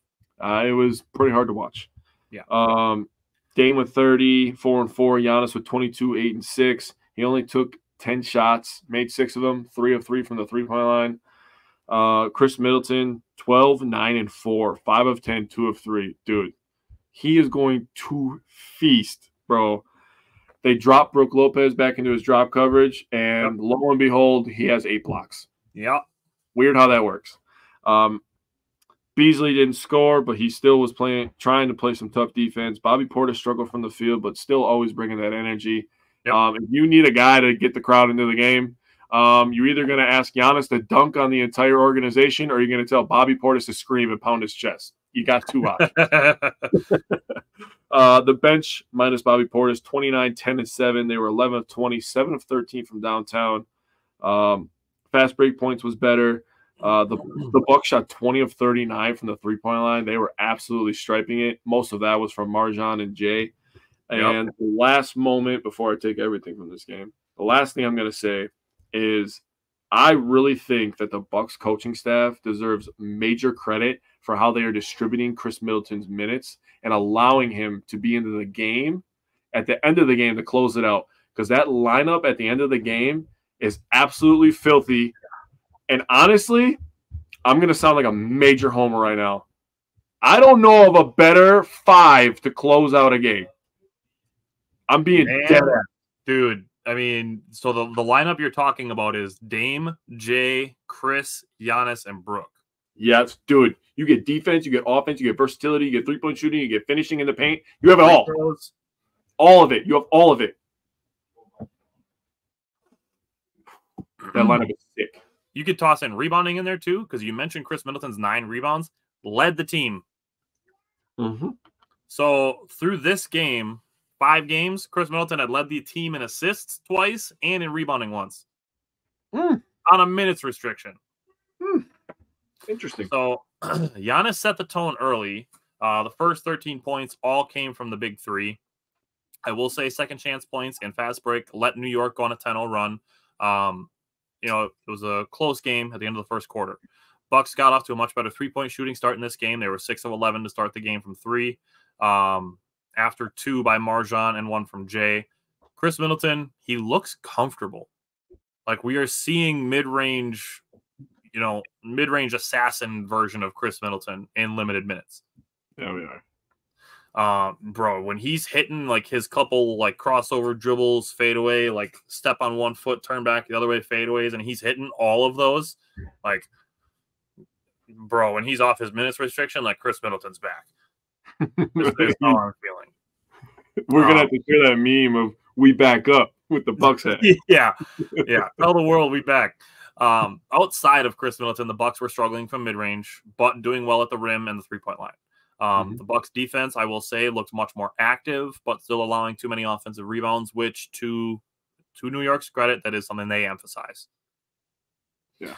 I would, as far as the first half goes, I would like a different set other than a Damian Lillard isolation with 22.9 seconds left in the half. If there's 7 seconds left in the half, sure, call an isolation. But we're looking at almost a full shot clock, like run something besides Damian Lillard just kind of holding the ball by half court for 15 seconds and then trying to go into a one-on-one dribble situation. Right. That's just a personal preference. Like I get that Damian Lillard is capable of scoring on anybody anytime, but I do think the Bucks can run a better option with that much time on the clock. Yeah, you can get him a better look. You can still have him shoot it, but you can get him a better look. Right. Second half, Chris Middleton still hot. Although a 10-0 run by the Knicks did get the lead to 4. Damian Lillard hit a 3. Giannis hit a 3. Marjan Beauchamp got an offensive rebound and kicked out to Jay Crowder for 3. The lead got back up to 9. Marjan Beauchamp hit a 3. That put the lead up to 10 after the Knicks scored. An all-bench unit by the Bucks did allow the Knicks to cut the lead back down to 4. A 6-point lead at the end of the third quarter. The Bucks kind of held with Damian Lillard, Giannis, and Brook Lopez out of the game. Fourth quarter, some jumpers by the Knicks and some empty possession by the Bucks cut the lead down to 3. This is credit to Jalen Brunson. The dude's a baller. Yeah, he's good. Yeah. I'm not saying athletically, but you can put him scoring-wise in categories with guys like Donovan Mitchell, Ja Morant. I don't quite say Luka because Luka's a little bit different because he's more of a distributor, but like he's in that tier of scorers at least. Imagine Kyrie Irving with Jalen Brunson's mentality. Man, that guy's a killer, bro. Straight up. Yeah, that's interesting. I wonder how Luka would do with a guy like Jalen Brunson.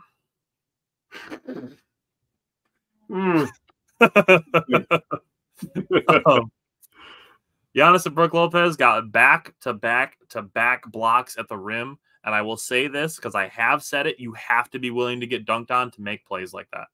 Yep. People are, Giannis got dunked on by Tatum. For every time that happens, he's blocking 4 shots at the rim. Yep. You have to be willing to get dunked on to be able to block shots at the rim and make highlight plays for your team. Understandable. Yes. Credit to Giannis and Brook for having that willingness. Mm-hmm. A Brunson 3 put the Knicks up 103-101. Dame time after that. He hit a 3 to put the Bucks back up on top, 104-103.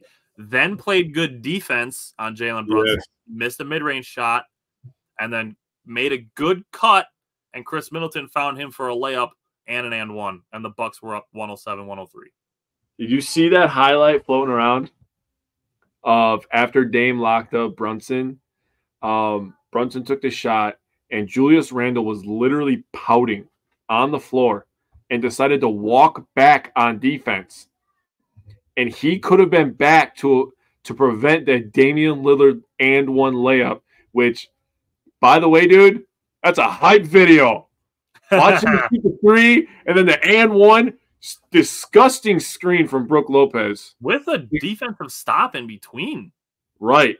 But Chris Middleton with the awareness to try to run some clock, and then seeing a guy wide open on the rim, you have to pass that, right? So he passes it, you get an and one, and dude, Milwaukee was loud and on fire. So the Bucks finished the game on a 9-2 run after the Knicks took the lead. The Bucks shot a better 3-point percentage, 51.3, than field goal percentage, 42.7. It's so stupid. Now, on your subject of Julius Randle not getting back on defense, I said this to you. I don't know if you remember that I said it, but Julius Randle is great value, Joel Embiid.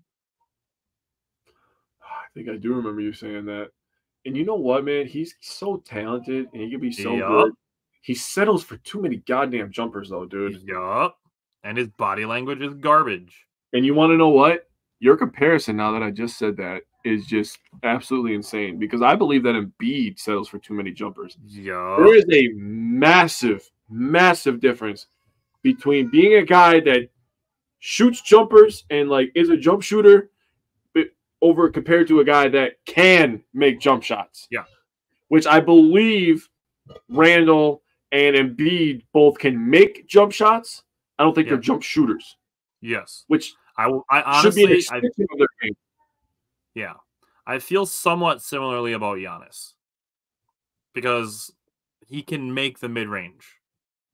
Like, if you leave him, 3-4 steps of space, like, I'm okay with him taking that mid-range. Yeah. We're going to talk about his shot selection more in the Brooklyn game. But I will say the Bucks had balanced first half scoring. Giannis had 10. Brook Lopez, Damian Lillard, Chris Middleton, and Jay Crowder had 9 points each in the first half. So balanced scoring. And then with Bobby and Beasley being quiet offensively, Marjan and Jay Crowder stepped up. Bucks only missed 8 free throws, which isn't bad. 14 points off turnovers is a little high. 13 second chance points, despite giving up 16 offensive rebounds, isn't bad. 35 fundamental failure points. The mark to be is under 38, so they did that. Nicely done.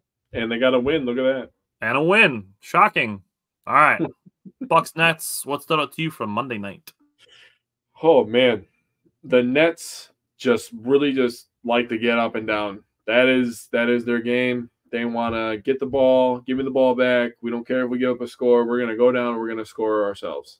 They shoot a lot of threes. Mikal Bridges is still a monster. Love that guy. They got a lot of interesting players on that team, and it's interesting how they all fit together. But people need to not sleep on Cam Johnson too, because he's got a ton of potential too. Bro, he's so long, and he is a jump shooter. I was just talking about the comparison. He is a jump shooter. I just want to say that the Bucks, this was kind of a tough stretch for them. I know the Nets are kind of a lower team. The Knicks are pretty good.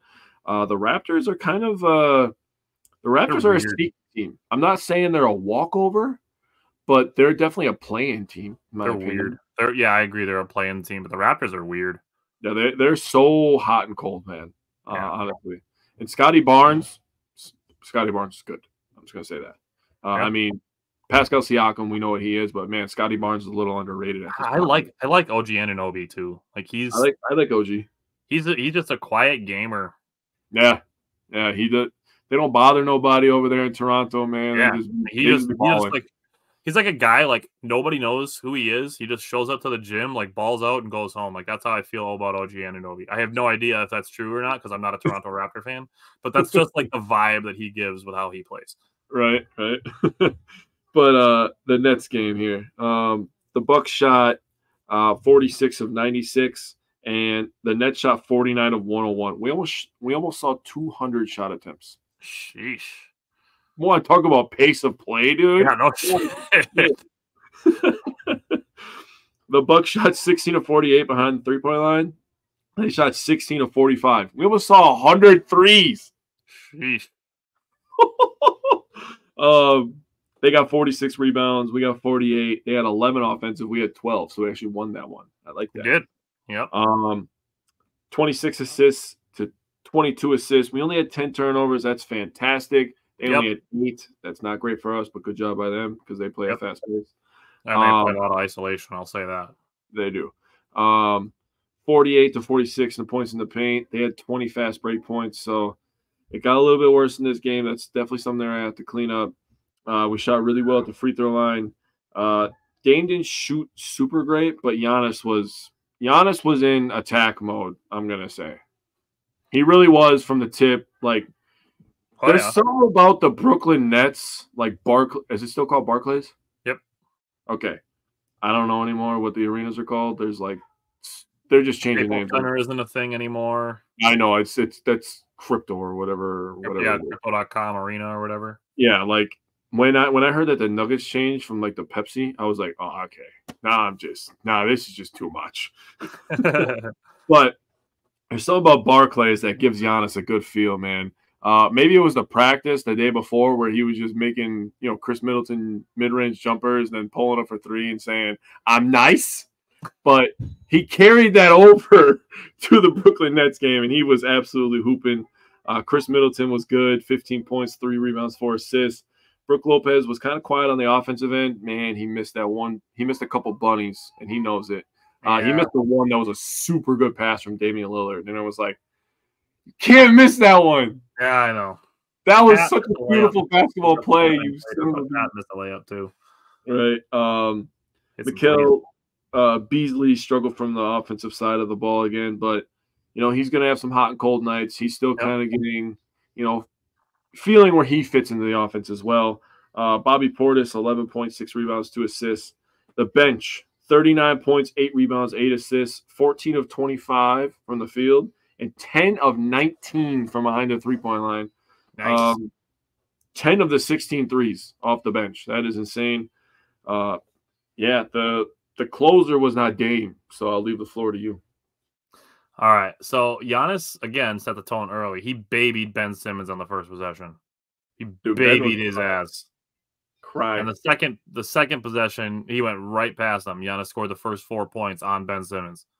The Bucks did start 0 for 7 from 3 again, but they were only down 3 points at that point. Jay Crowder himself, after that, started 2 for 2 on 3-pointers again. And then Giannis, a 4-0 run by himself to end the first quarter, down just 3 points after a cold quarter. That's what the Bucks offense is, where even if they don't shoot well, they can still score enough to keep up. Yep. Bobby Portis hit his first 3 of the year to give the Bucks a lead in the second quarter. An 11-0 run by Brooklyn did have them a 3-point lead, part of a 4-minute drought by the Bucks. And that's where the shot selection needs to come in.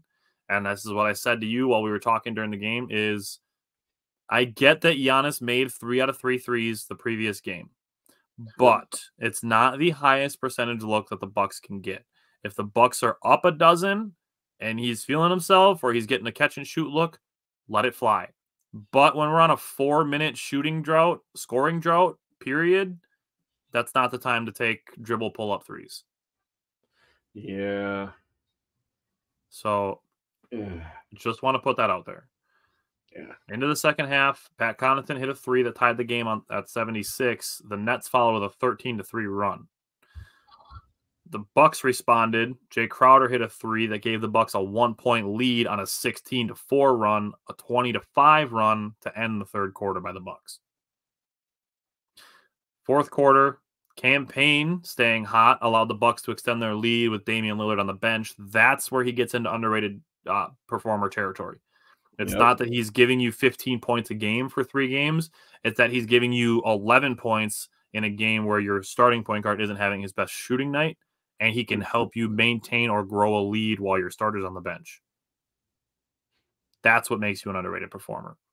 Because it doesn't show up in the stat sheet over the course of the week that you scored big points, but you look game by game and you see his impact. Context matters, baby. Fourth quarter, Giannis, that's when he started to take over, scoring and passing. And the Nets only closed the gap in this game when Giannis was on the bench. Yeah. The Nets got the lead back 109-108. Giannis came to check back in. They scored again to make it 111-108, and Griffin called a timeout. Pat Connaughton got a tip in that made it 111-110. The Nets went up 115-112 with 5 minutes to go. The Bucks got 2 offensive rebounds. One on a missed shot that Brook Lopez got. Giannis took a 3, missed it.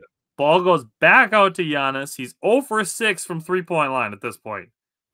And he's like, I'm shooting another one. Bro, he striped that son of a bitch, though. And he straight cash. But I'm just like, oh my God, Giannis, you are 0 for 6 at the 3-point line. And he's just like, fuck it, I'm going to shoot another one. Dude, I was on my couch. He caught that son of a bitch with his long ass arm. Damian Lillard, who's like one of the best closers in history, is just like, hey, guy. And Giannis is just like, I got this. And I just started geeking. I was like, oh, my God. Only Giannis, dude. Only Giannis. Oh. All right. So this game was tied at 115, 117, 119, 121, and 123. Yep. Giannis scored or assisted on 18 of the Bucks' 33 fourth quarter points. Holy, nice stat. I like it. Nice. Got you. So we said this. We love Mikal Bridges. Mm-hmm. He's awesome. We'd love it if he was on the Bucks. We respect him so much. Yeah. Cam Thomas. This guy needs to be talked about because one guy scores 45 of a guy who isn't a household name, and people flip out. Cam Thomas is a microwave scorer. He's the new J.R. Smith. He will have 45 against the Bucks. I haven't looked at his box score, but I'm willing to bet in one of the next 3 games that he has a game where he shoots like 2 for 14. Dude, he's literally the next J.R. Smith. He is, like I said, he is a microwave scorer. He scored, 40, 45, 42, something like that? Yeah. It took him like 22 shots. He started the season, was it this year? I believe it was this year. He started the season with 3 straight 30-point games. The guy could score, dude. Yeah. He can score. That's all he can do, really, honestly. And like I said, he's not going to score 40 every single night, but he's going to score 40 like 3 games in a row, and then he's going to score like 40 in the next 5 games combined. I got to look up his stats now. I want to see that. Like I said, Giannis, it's got to be timely when you're shooting threes. Just be mindful of when you're taking them. Mid-range, if they're giving it to you, shoot it. I'm confident that shot's going to go in. Bucks offense, it is coming around. I see the potential of the Bucks defense, but it is still inconsistent. They are still learning. And then they played a pretty solid amount of zone defense in this game. They got a couple defensive 3-second calls out of it. But you mentioned it already. Despite the Bucks feeling like they gave up a lot of offensive rebounds, they did still have more and second chance points. They had more second chance points than Brooklyn also. And I will say the Nets got some whistles that the Bucks did not get. That is also true. It was annoying as hell that Damian Lillard is back in defense and transition. It should have had a steal because he touched the ball before he touched anybody's body on that. And he gets called for a foul. And then like 2 possessions later, Giannis gets absolutely mugged. No foul. A couple possessions after that, Damian Lillard gets mugged and no call. But I'm like, bro, 4 possessions ago, you called Damian Lillard for a foul when he should have had a steal, and now we're not calling fouls in this situation. Bro, there was literally like back-to-back possessions of like Giannis going to the rim, no fucking call. He ends up on the ground. Yeah. And then they come down the floor. They miss the layup, but they get a foul call. Yeah. Like, Giannis is just, like, picking himself up off the floor, and they get a foul call. I'm like, what? Yeah. It's the same play. Yeah. Yeah. So that annoyed me a little bit, but the Bucks still won. The mark to beat for fundamental failures is 38. The Bucks only missed 3 free throws, which is awesome. Yeah. 12 second chance points for the Nets. That's the number. That's the number to aim at. 20 points off turnovers is a lot, though. So that brought the number up to 35. So they were still better than their last year's average, but still some opportunity for progress there, which I think is the name of the game for the Bucks, is opportunity for progress. Now they play tonight against Detroit. Chris Middleton sitting out the first half of the back-to-back. Tomorrow they play at the Pacers. That should be just a really good basketball game, honestly. Yeah. Pacers are kind of a sneaky team. They play Saturday at Orlando, and then they play Monday against Chicago. So 4 games over the next week. I'm going to say 3-1, and they lose to the Pacers tomorrow night. Since Chris Middleton is going to play that one, I'm going to say they're going to win. I wanted to touch base on one thing from the totals from last week real quick. Go ahead. We gave up 42 offensive rebounds, and we only had 26 ourselves. So we gave up 16 more offensive rebounds. In total, we gave up 152 rebounds to 118. So that's something that they can improve on as well. And I looked up Cam Thomas's stats, dude. He took 33 freaking shots against the Bucks. 16 threes. God damn. So I was light when I said I thought he took 22. Shit. Bro, he took 16 threes. I know he made 6 of them, but, bro, does everybody think they're Steph Curry now? He took 33 shots to score 45 points. He shot, 17 to 33 is not horrible. It's, not about 50. It's about 50% barely, but. You know what that is? That's Russell Westbrook. Seriously. Except he only got 4 rebounds and 3 assists. He's averaging 27, dude. The guy scores. Yeah, that's literally it. Yeah, that's it. It doesn't sound like his percentages are super favorable either. I didn't look at the percentages. I just saw that as average. Well, you brought him up from that game. That's essentially 50% from the field, but that's like 35% from the three-point line, which is okay. He shoots 48% from the field. Okay. If he shoots a lot of threes, I can see it taking it down a little bit. What's his three-point percentage? 3-point percentage, all splits. Ooh, 33%. Yeah, that's from a guy who's a scorer like that. Brook Lopez has a better 3-point percentage. A guy who's shooting 16 threes is shooting 33%. I know. Michael, I'll touch back on that in a second. I'll say, like I said, if the Bucks go 3-1 this week, that will put them at 7-3 for the season. That is a 700 win percentage. That would put them at 57 wins for the entire year. I like that. I am going to go 4-0, though. I do think that they win tomorrow night because of Chris Middleton. Yeah. I just wanted to bring it up because, people are acting like the fucking sky is falling. And like I said, if they end up, if next Wednesday we're talking about the Bucks being 7-3, that literally puts them on pace for 57.4 wins. So people just need to chill out. They do. So, all right. I'm going to touch on Michael's comment here as we sign off. Michael, we did start the show updating where the Brewers are at with Craig Counsell and replacing him.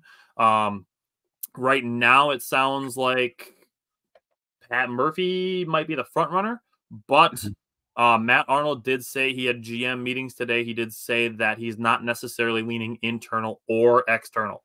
So our thing was, we brought this up on Monday. We think they're going to cast a wide net. So I think that's still the case. And we have about 3.5 weeks until winter meetings. So I don't think they're going to be in any rush. And one of the 4 vacancies in Major League Baseball, the Angels, was filled with Ron Washington today. So right now it's just the Brewers, the Padres, and the Astros with managerial vacancies. So it's not like, there's 7 jobs to be filled and they need to hurry up so they can get their guy. I think they're going to look at a lot of guys and then find the one that they think is the best fit. Agreed.